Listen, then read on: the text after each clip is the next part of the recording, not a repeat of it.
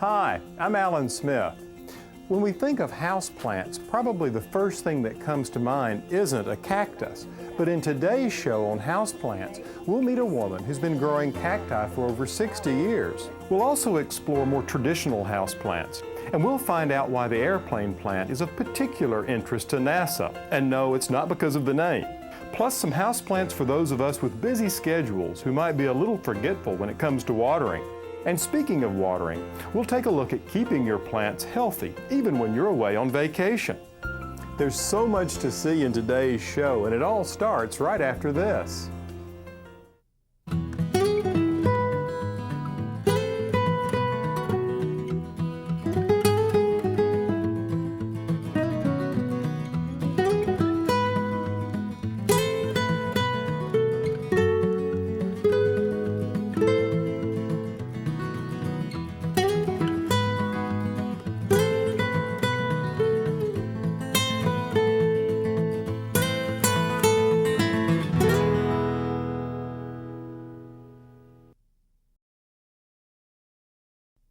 Hi, I'm Alan Smith. When most of us think of houseplants, we probably think of something leafy and green, not prickly like these cacti and succulents. But you know, these plants make remarkable houseplants, particularly for those of us who forget to water from time to time, and for anyone who's looking for something a little out of the ordinary. So you're probably thinking, okay, one or two cacti might not be bad. But how about nearly a dozen greenhouses and cold frames full of cacti and succulents? These plants are a part of Anne Schein's collection, a remarkable woman who immigrated to America from Germany after the Second World War. Among the succulents and cacti, is there a group of plants that you consider better for the home?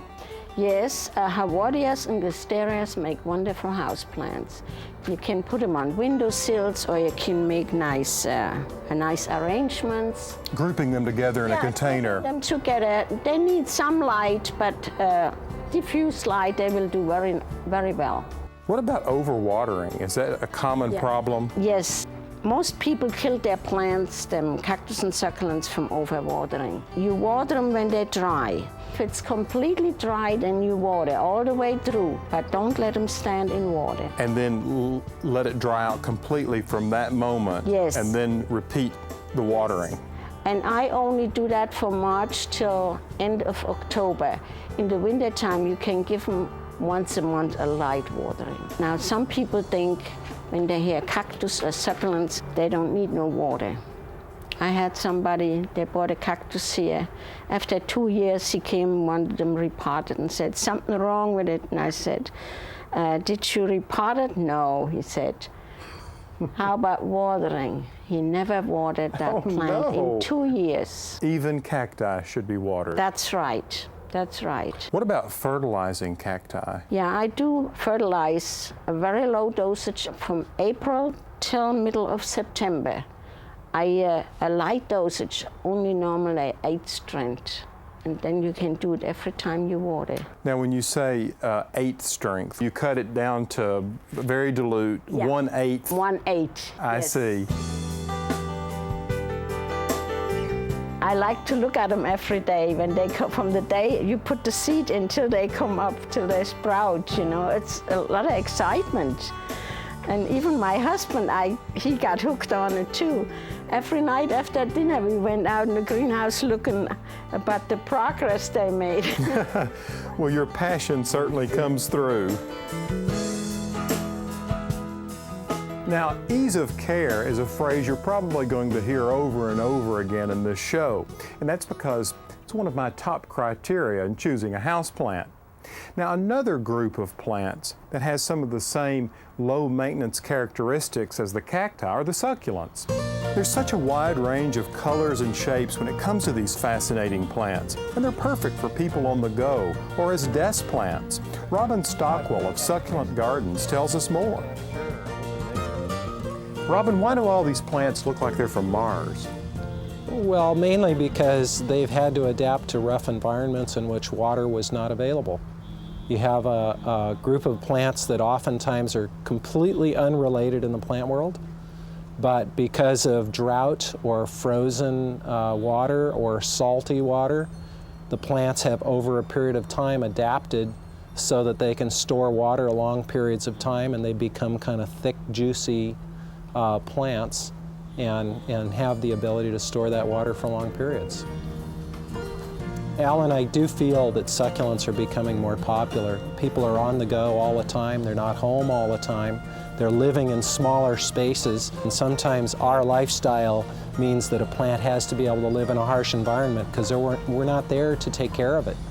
And so small spaces, apartments, little patios, small planters, succulents are ideally suited to this kind of an environment. If you look at these plants, there's just lots of color, lots of variety.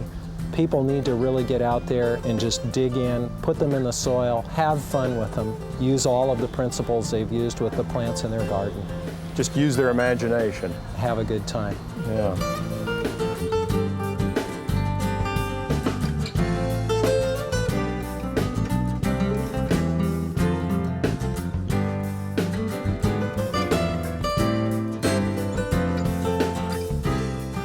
I enjoy growing plants of all types. It doesn't take much encouragement for me to add a new perennial or shrub to my garden. But when it comes to houseplants, well, I only grow one type. That's the easy to grow, low maintenance ones. You see, to make my list, they have to withstand low light, fluctuating temperatures, and they have to survive without water while I'm away.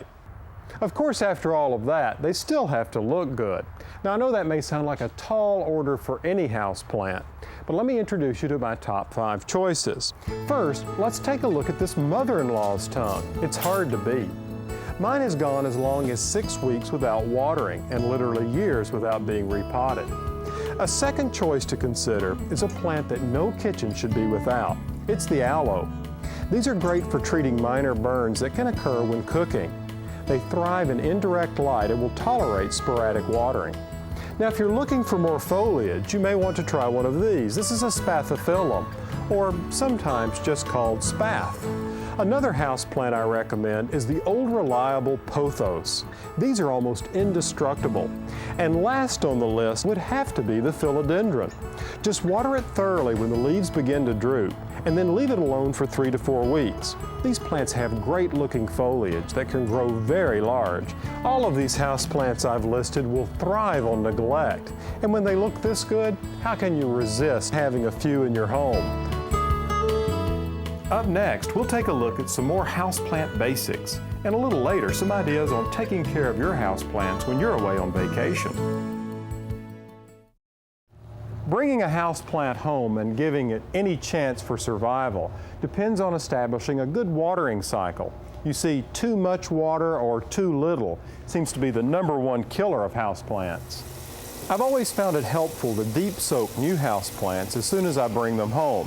You can do this by simply placing them in the sink and watering them thoroughly from the top until the water has washed through the holes.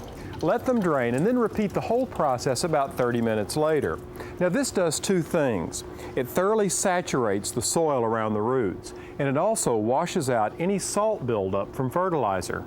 When you water, make sure it's not too hot or too cold, just pleasant to the touch. Your plants will appreciate you for this, and they'll drink more of it. Also, it's important to realize that too much chlorine can harm your plants. You can easily dechlorinate your water by simply filling the watering can the day before, and the chlorine will evaporate overnight. It's just natural for a plant to produce a few yellow leaves, nothing to get alarmed about. You see, this is particularly true if the plant has been moved to a new location. However, if it produces a lot of yellow leaves all at once, say 5 or 6, you may be overwatering, or the plant may be suffering from a lack of light. For most plants, just keeping the soil consistently moist is the best approach. Not only are houseplants beautiful, but they can actually be good for our health. You see, houseplants act as air filtering systems. They purify the air in our homes and offices. There are chemicals all around us these days that we're not even aware of. Things that we would have never been exposed to 100 years ago, or even 30 years for that matter. They can be found in everything from ordinary household cleaners to things that we'd least expect, like carpeting, paint, finishes on furniture and plastic. Many of these products contain chemicals like benzene, formaldehyde, and trichloroethylene, or TCE. It's interesting that some houseplants actually absorb these chemicals when they're released into the air. NASA has concluded that living plants can make a big difference in our interior environments. You really only need 8 to 15 for an average-sized house. And as you might suspect, some plants are better air filters than others. The Chinese evergreen, English ivy, and even the old mother-in-law's tongue are just a few, as well as the stylish Dracaena marginata, also simply known as marginata. All of these plants made the top 10 list. And the way I see it, if the space program recognizes this, then there must be something to it. According to NASA, one of the best plants for filtering the air is the airplane plant, also known as spider plant.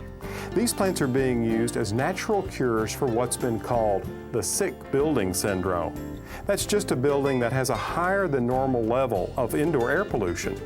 Many of the houseplants that are popular today come from all parts of the world. With so many to choose from, you can bet you'll be able to find one to suit just about any area of your home, since they can take such a wide variety of conditions indoors. Even with central heating, different areas of the same room can have subtle variations of temperature and light. For instance, on the north side of a house, the windows are cool, making it ideal for growing something like ivy. But on the south side, it's much warmer. There's much more sunlight, making it the perfect place for something like a ficus. More humid areas of the house, like bathrooms and kitchens, are better suited for plants like ferns. Some houseplants are the tropical relatives of plants we commonly see growing outdoors, like this yucca. Yuccas project an almost fierce, if not unfriendly, air about them because of these long pointed leaves. However, they can add a strong architectural look to the garden or home. And when they bloom, the flowers look like large candelabras covered in creamy white bells. Now, if you use one of these as a houseplant, you'll find that the yucca is a bit more temperamental than those growing outdoors. I suppose the main point to remember, if you want them to stay full and healthy like these, is to go easy on the water. You see, less is better, not more. You see, too much water will cause the stalks to rot and the tips of the leaves to turn brown with a yellow halo. As a houseplant, you can find yucca growing two different ways. The first is a cluster of foliage like this growing close to the soil. The other is this same cluster of foliage on top of a cane or stalk, as you can see here. If you grow them on a stalk, it's helpful to know that if the leaves begin to look spotted and the whole head of the plant looks worn and ragged, you can just cut off the old top, finding a suitable place along the stalk, and new fresh foliage will appear. Now, if you want to keep a yucca vibrant and healthy, you should always give it full direct sunlight, so be sure you don't put it in a dark corner. While these leaves appear sharp and dangerous, they're actually softer than you might think. But it's always a good idea to use caution around small children and pets.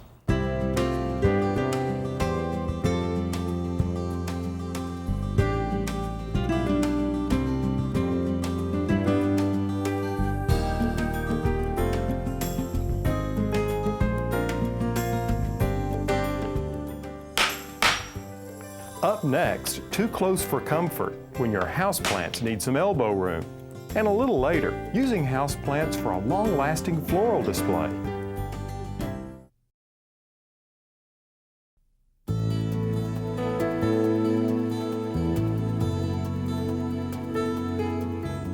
One of the benefits of having houseplants that are happy and content is eventually they can grow to an enormous size.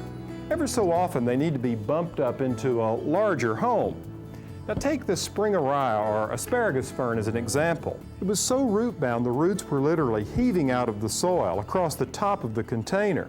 This plant is crying for more space. It's hard for me to believe that just 3 years ago I repotted this very plant, and now it's time to do it again. You can see the roots are so dense it had become difficult for water and fertilizer to make its way through. In fact, there's hardly any soil left. After struggling with trying to get it out of the container, I finally decided I'd have to sacrifice the pot, so I broke it. It was the only way I could get the plant out. But it's really not a waste because I use these shards in the bottom of containers to help hold the soil and for good drainage. With the container removed, I gently washed away any salt buildup in the soil from fertilizing.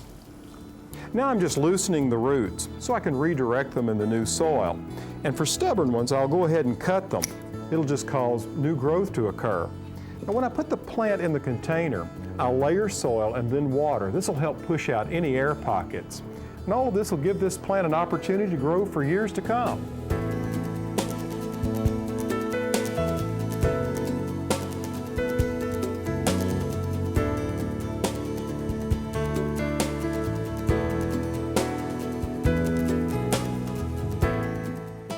The next time you decide to go on vacation, don't forget about your houseplants. Now I don't mean take them along with you, I mean give them a little vacation of their own by setting them outside where they can enjoy some warm temperatures and fresh air. Since many houseplants are in an active growth phase during the summer, they can benefit from a little change in scenery just like us. If you move them outside, you don't want to put them in direct sunlight. This can scorch their leaves. Place them in a shady area, perhaps under a tree or on the north side of a house. One way to ensure they get plenty of moisture is to place them in a child's wading pool with a little water in the bottom. Now if you don't have a place to put them outside, or perhaps you have too many or they're too large to move, there are a few things you can do to make them comfortable inside while you're gone. After all, who likes to come home to a house full of dead plants? These little guys can be expensive. One of the simplest solutions is to place your houseplants in the bathtub with a couple of inches of water in the bottom. If you don't have natural light in that room, make sure you leave the light on for them. Another way to help keep the soil moist is to place your plants in a circle around an elevated container of water. You just want to make sure that the water level is higher than the soil level of the plants. Then take a piece of cotton twine and submerge it in water completely, and then pull it across and tuck it in just on the inside of the container, like this. Don't let any of the foliage touch the string. You see, this works like a wick in a kerosene lantern. Now set all of this up just before you leave, and always make sure you have saucers under each plant.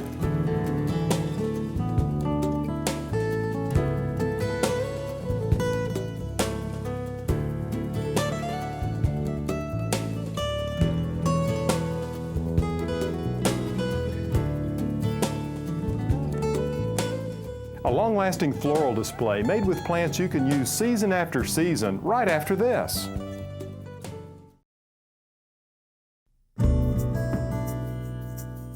Houseplants are for all seasons, but autumn is a great time to enjoy a seasonal display indoors. You can do this simply by combining a couple of easy-to-care-for houseplants in an arrangement.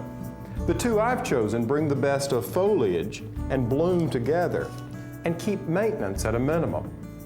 I have this croton for its incredibly vibrant foliage and this calancho for its long-lasting delicate flowers. Now whenever I combine plants in an arrangement, I always try to choose those that require similar growing conditions. Both of these need at least 4 hours of direct sunlight or 12 hours of artificial light a day. And when it comes to watering, just try to keep the soil moist. When arranging these, I like to keep it simple. I begin by lining a basket with a garbage bag. This keeps me from making a mess when I water. And then I simply put the croton toward the back and place the calanchos toward the front. This usually just takes about 3 plants. But I usually keep a smaller one on standby just in case I need to fill in a hole like this. See how nicely the color of the flower complements the colors in the leaf of the croton. As a finishing touch, I'm accenting the arrangement with some winter squash and gourds. The great thing about this is that it only takes a few minutes to put together, and it'll last for 4 to 5 weeks or more. There are plants that are considered to be low in pollen that you can grow in your garden. Here's some you may want to try: passion flowers, miniature roses, and begonias. Then there are nasturtiums and herbs like parsley, thyme, and bay, and foliage plants like coleus, caladiums, and ivy.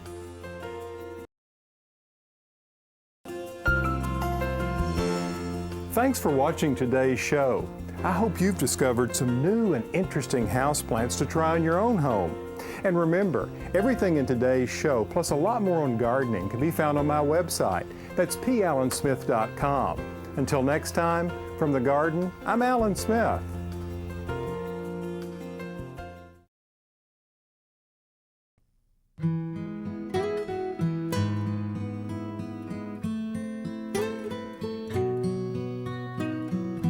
In this garden I dream of a bed of flowers. Bluebirds sing of the beauty all around us.